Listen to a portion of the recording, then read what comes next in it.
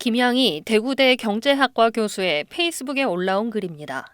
최상목 대통령 권한대행 겸 기획재정부 장관이 계엄 사흘 뒤인 지난 6일 정부 서울청사에서 열린 대외경제자문회의에서 윤석열 대통령의 탄핵은 기정사실이라는 취지로 발언했다는 내용입니다. 회의에 참석했던 김 교수는 당시 발언을 인상 깊게 기억하고 있다면서 최 권한대행이 이번이 공직자로서 겪는 세 번째 탄핵이다. 어차피 탄핵은 기정사실이며 문제는 이것이 얼마나 장기화될 것인가라고 진단했다. 또 의외로 담담했다고 적었습니다.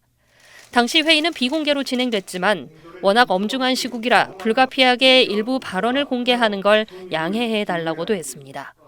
김 교수는 SBS와의 통화에서 최 권한대행의 발언 내용이 맞다고 확인하면서 현재 국정 혼란을 극복하기 위해 헌법재판소 재판관의 임명을 결단해야 한다고 강조하기도 했습니다. 김 교수는 이후 기재부 국제처간부로부터 비공개 발언을 공개하면 곤란하다는 항의성 전화를 받았다는 사실을 공개하며 이런 항의 자체가 없는 얘기가 아니라는 의미라고 설명했습니다. 이에 대해 기재부 관계자는 최 권한대행이 관련 발언을 하지 않은 것으로 알고 있다는 입장을 밝혔습니다. SBS 정경인입니다. 국회에서 한덕수 대통령 권한대행 국무총리 탄핵 소추안이 가결되자 최상목 경제부총리는 한 대행을 잠시 면담한 뒤 대통령 권한대행 업무에 돌입했습니다. 김명수 합참의장과 통화해 북한이 오판해 무모한 도발을 감행하지 못하도록 경계태세를 강화하라고 지시했습니다. 외교부 장관과 국방부와 행안부의 장관 직무대행에게도 분야별 긴급 지시를 전달했습니다. 대국민 담화는 서면으로 대신했습니다. 최 대통령 권한대행은 국무위원으로서 현 상황에 대해 무거운 책임감을 느낀다면서 국민들께 진심으로 송구하다고 밝혔습니다. 그러면서 국정 안정을 위해 최선을 다하겠다고 강조했습니다. 최 권한대행은 국가안전보장회의에서 현 상황을 국가 비상 상황으로 규정했습니다. 헌전사상 초유의 국가 비상 상황입니다. 한치 앞도 가늠할 수 없는 정치적 불확실성이 국가 안보를 위협하고 있습니다. 대한민국이 아니 우리 국민의 생명과 안전을 지키기 위해 총력을 기울여야 할 때입니다. 내수 침체와 금융시장 불안, 반도체 등 산업 경쟁력 약화 등 난제가 산적한 가운데 대통령과 총리 역할까지 맡게 된 초유의 상황. 최 권한대행은 주말인 오늘 공식 외부 일정 없이 업무 보고를 받는 것으로 알려졌습니다. 특히 경제 분야를 총괄하던 최 대행이 외교와 국방까지 아울러야 하는 상황이어서 관련 보고를 집중적으로 받는 것으로 전해졌습니다. 또 야당이 압박하고 있는 헌법재판관 임명과 내란 특검법 공포 등에 대한 결정 부담을 떠안는 상황이어서 이 부분에 대한 고심을 거듭할 걸로 보입니다. SBS 홍현지입니다.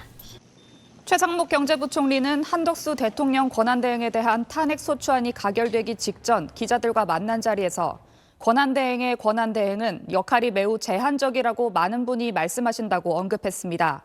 헌법재판관 임명 같은 대통령의 권한을 행사하지 않을 가능성을 시사한 것 아니냐는 해석이 나왔습니다. 민주당은 누가 권한대행을 맡든 재판관 임명을 안 한다면 탄핵할 거라고 으름장을 놨습니다. 헌재 재판관을 국회에서 정한 대로 임명할 그런 공직자가 있으리라는 믿음과 기대를 걸고 따박 탄핵하겠습니다. 정부조직법은 대통령 권한 승계 순서를 규정해 놓고 있습니다. 이 총리에 이어 기획재정부, 교육부, 과학기술정보통신부, 외교부, 통일부 장관 등 순입니다. 대통령 권한은 이미 한덕수 총리에서 최상목 경제부총리 겸 기획재정부 장관으로 넘어왔고 만약 최 부총리마저 탄핵 소추된다면 이주호 사회부총리 겸 교육부 장관에게 다시 넘어갑니다. 현재 여성가족부 장관이 공석인데다 대통령과 총리, 법무부 장관이 탄핵 소추됐고 국방부 행정안전부 장관은 사퇴해 21명의 국무회의 멤버 가운데 회의에 참가할 수 있는 국무위원은 현재 15명입니다. 앞으로 5명이 더 탄핵 소추된다면 국무회의 개의 요건인 11명 이상을 채우지 못하게 됩니다. 국무회의가 무력화될 수 있다는 우려가 나오는 이유입니다. 국회에선 앞으로 세 번째 권한대행 순번인 장관과 민주당 의원이 설전을 벌이기도 했습니다. 말씀하셨잖아요. 한덕수 다섯 총리를 사람을 탄핵하면 무력화된다고 하셨잖아요. 국무위원들이 기자회견하면서. 그건 무력화되지 않겠어요? 왜 무력화되는지 한번 설명을 해보세요. 한번 생각해 보세요. 지금 기재부 장관, 지금 경제부총리께서 대통령 권한대행, 총리 권한대행, 그리고 본인의 일 이거 할 수 있습니까? 우리 헌법은 국정기본계획이나 법률안, 예산안 등은 국무회의 심의를 거쳐야 한다고 규정합니다. 만약 국무회의를 열 수 없는 최악의 상황이 현실화한다면 정부의 주요 기능이 멈추는 미중유의 사태가 되는 셈입니다. SBS 박하정입니다. 사상 초유의 대통령 권한대행의 권한대행 체제로 돌입하며 우리 정국은 한층 더 불확실해졌습니다. 특히 최상목 경제부총리가 익숙하지 않은 외교 안보 분야의 공백이 있을 수밖에 없다는 지적이 나오고 있습니다. 김수영 기자가 보도합니다. 우선 다음 달 트럼프 미국 대통령이 취임한 이유가 가장 큰 문제입니다. 미국은 미국 우선주의를 내세워 방위비 분담금 협정 재협상 등을 밀어붙일 가능성이 커 보입니다.